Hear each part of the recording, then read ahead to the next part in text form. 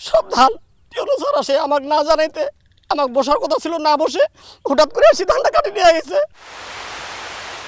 দিনাজপুরের কাহারোলের চকবাজিতপুর এলাকায় ৫ বিঘা জমিতে ধান রোপণ করেছিলেন কৃষক আব্দুর রাজ্জাক। তার দাবি ১৯৬৩-৬৪ অর্থ বছরে সরকারি ওই জমি তার বাবা বজলার রহমানকে ইজারা দেয় দিনাজপুরের তৎকালীন জেলা প্রশাসকের ভূমি শাখা। এরপর থেকে সেখানে চাষাবাদ করছেন পরিবারের সদস্যরা। ২০১২ সালে ওই জমিতে প্রশাসনের পক্ষ থেকে চাষাবাদে বাধা দিলে আদালতের দ্বারস্থ হন রাজ্জাক। গত বছরের ৩০ নভেম্বর উচ্চ আদালত ওই জমিতে ১ বছরের স্থিতাবস্থা জারি করেন। এরপর প্রশাসনের মৌখিক আদেশে জমিতে বোরো ধান রোপণ করেন তিনি। রাজ্জাকের অভিযোগ, উপজেলা প্রশাসন কিছু না জানিয়েই ৪ জুন জমির ১০৫ মণ পাকা ধান কেটে নিয়েছে। রাজ্জাকের পক্ষে কথা বলছেন স্থানীয় বাসিন্দারাও।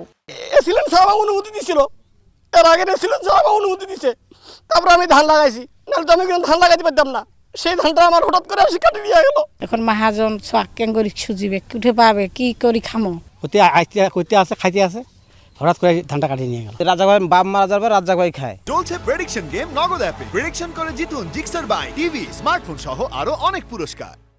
তবে কাহারোল উপজেলা নির্বাহী কর্মকর্তার দাবি, সরকারি নথি অনুযায়ী ওই জমি কাউকেই ইজারা দেয়া হয়নি। জাল দলিল করে জমিটি ভোগ দখল করছিলেন অভিযোগকারী। তারা যখন ধানটা লাগায় তখন আমি নিজে অনেকবার নিষেধ করেছি, পুলিশ পাঠিয়েছি, গ্রাম পুলিশ পাঠিয়েছি, ইউনিয়ন ভূমি সহকারীকে পাঠিয়েছি। আমরা কখনোই কাউকে এই জমি বন্দোবস্ত দেইনি। তবে হ্যাঁ, আমরা বিভিন্ন সময় পুকুর হিসেবে এটাকে ইজারা দিয়েছি। ঘটনা তদন্তে ৫ সদস্য বিশিষ্ট কমিটি গঠন করেছে উপজেলা প্রশাসন। সময় সংবাদ, দিনাজপুর।